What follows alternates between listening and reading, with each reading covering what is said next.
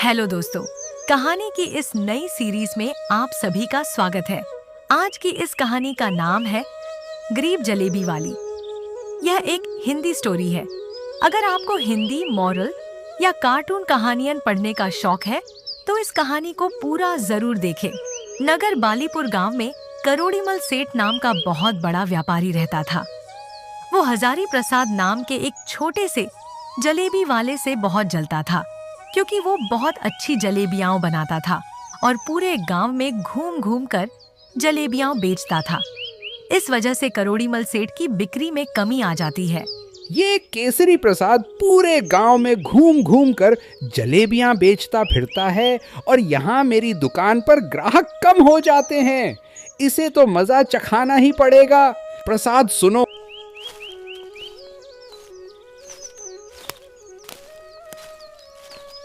अगर तुमने यहाँ जलेबियों का धंधा बंद नहीं किया तो तुम सोच भी नहीं पाओगे कि मैं तुम्हारे साथ क्या कर सकता हूँ। केसरी प्रसाद, तुम अपना ये जलेबियों का धंधा छोड़कर कुछ और काम शुरू कर दो। देखो सेठ, मैं अपना धंधा नहीं छोड़ सकता। मैं जलेबियां बेचकर ही अपनी बेटी की फीस भरता हूँ और अपना घर चलाता हूँ। मैं अगर यही धंधा छोड़ दूंगा तो मैं क्या करूँगा फिर? अगर तुम्हें मेरे धंधे से कोई दिक्कत है तो तुम ही अपनी मिठाई का धंधा बंद करके कोई और काम शुरू कर लो। इस बात पर लाला सेठ और भी ज्यादा चिढ़ जाता है और वहाँ से चला जाता है। इस केसरी प्रसाद को मजा चखाना ही पड़ेगा। कुछ दिनों बाद पिताजी, हमारे स्कूल में कल एनुअल फंक्शन है और सबका खाना भी वहीं पर होगा। अच्छा ठीक है मेरी विमला बेटी। हाँ, तो आप कल 4 बजे स्कूल में आ जाना। लाला सेठ का बेटा गुड्डू भी विमला के ही स्कूल में पढ़ता था, तो वहाँ पर करोड़ीमल सेठ भी पहुँच जाता है। उसके आदमियों से कहलवाकर वो विमला के खाने में कुछ मिला देता है, जिस वजह से विमला बीमार हो जाती है।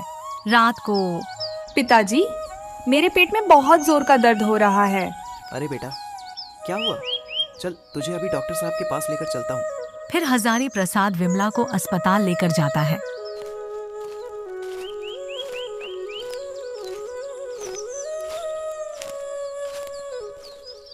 डॉक्टर साहब, इसे पेट में बहुत दर्द हो रहा है और इसे उल्टी भी हो रही है। इसके खाने में कुछ ऐसा आ गया है जिस वजह से इसके पेट में दर्द हो रहा है। डॉक्टर कुछ दवाई देता है, फिर भी झुमरी 4 दिन तक ठीक नहीं होती और बिस्तर से उठ नहीं पाती। ना जाने मेरी बेटी को क्या हुआ है, 4 दिन से बिस्तर से उठ नहीं पा रही है। तभी उसके पास से एक पागल धक्का मारकर निकलता है। अरे भाई, जरा देख कर चलो, तुम्हें खाना है तो खा लो। पर इसमें दवाई मिली है ना? क्या? अरे नहीं नहीं भाई, इसमें कोई दवाई नहीं मिली है, खा लो। ये मैंने खुद अपने हाथों से बनाई है। अरे नहीं, वह जो है ना मोटा सेठ, उसने इसमें दवाई मिलाई थी। तभी वहाँ विमला आ जाती है। या इसी ने तो मिलाई थी ना उस दिन। क्या? किसने मिलाई थी दवाई? उस मोटे सेठ ने उस दिन मिठाई में कुछ मिला दिया था। लाला सेठ के घर पहुंचकर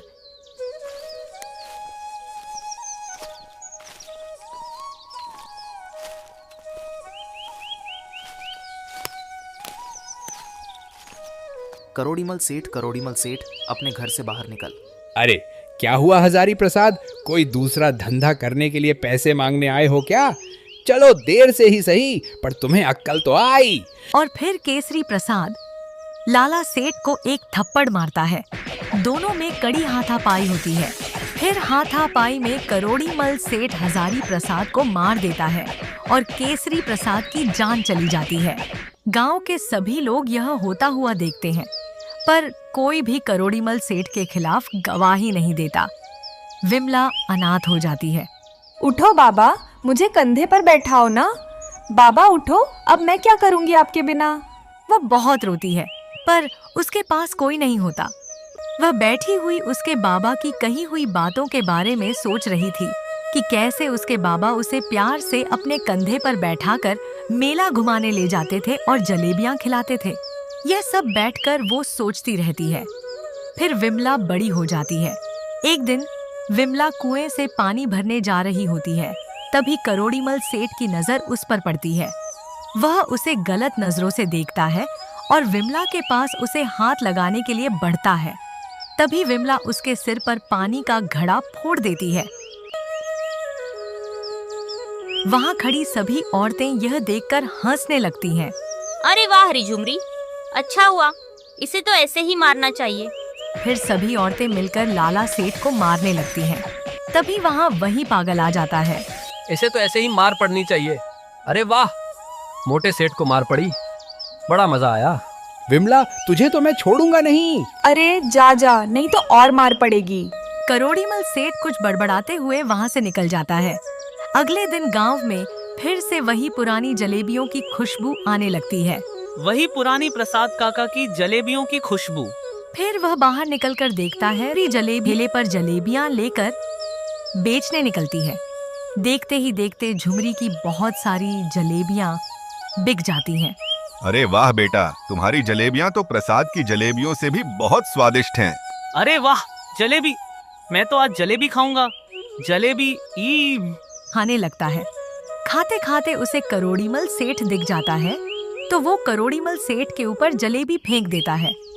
बिल्कुल इस तरह फेंकता है जैसे किसी कुत्ते को रोटी डाल रहा हो और कुत्तों की तरह हाथ करके कहता है, तुझे भी जलेबी खानी है?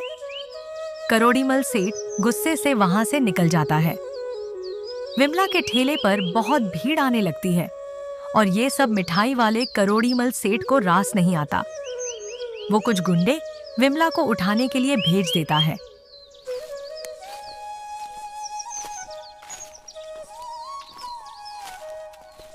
आज तो वो झुमरी मुझसे नहीं बचेगी।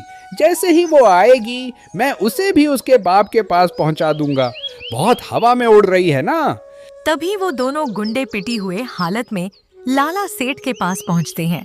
अरे, तुम्हारी ये हालत किसने की? और किसने लाला सेठ?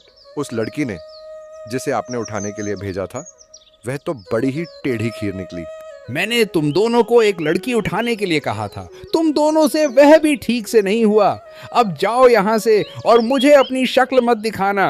पर ये विमला इन दोनों हट्ठे कट्ठे पहलवानों को कैसे पीट सकती है? फिर उसे याद आता है कि उसने उसकी भी हालत खराब कर दी थी। वो सोचता है कि विमला को मजा चखाना ही पड़ेगा। एक दिन विमला जलेबी का ठेला लेकर गांव में बेचने जा रही थी। तभी करोड़ीमल सेठ उसकी गाड़ी को विमला के ठेले के आगे रोक देता है। विमला उसकी गाड़ी को सड़क की दूसरी तरफ ले जाने लगती है। फिर करोड़ीमल सेठ उसकी गाड़ी को और आगे बढ़ा लेता है और विमला को नहीं निकलने देता। फिर लाला सेठ गाड़ी से बाहर निकलता है। ए विमला, देख, तेरी मेरे सामने कोई औकात नहीं है। तू चुपचाप अपनी जलेबियों की दुकान, अरे नहीं, अपनी जलेबियों का ठेला लेकर यहाँ से दफा हो जा और अपने ठेले को बंद कर दे। नहीं तो मैं इस ठेले को और तुझे कहीं का नहीं छोड़ूंगा।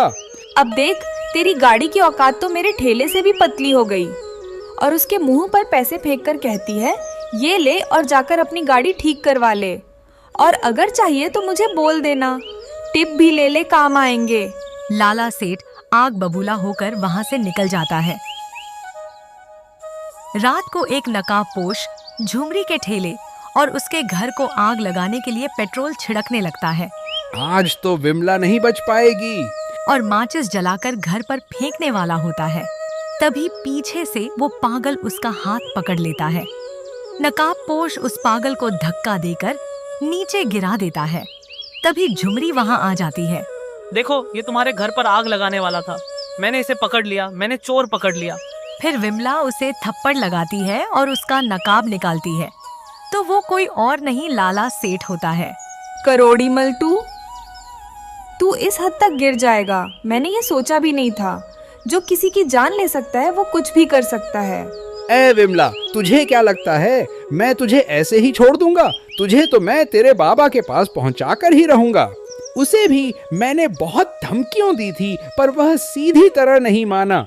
फिर मैंने उसका पत्ता काट दिया, पत्ता काट दिया। पर अब तूने भी मेरी नाक में दम कर दिया है, मैं तुझे भी नहीं छोड़ूंगा। और ये पांदा ये पागल थे, आज तो अभी मेरे हाथों से मरेगा।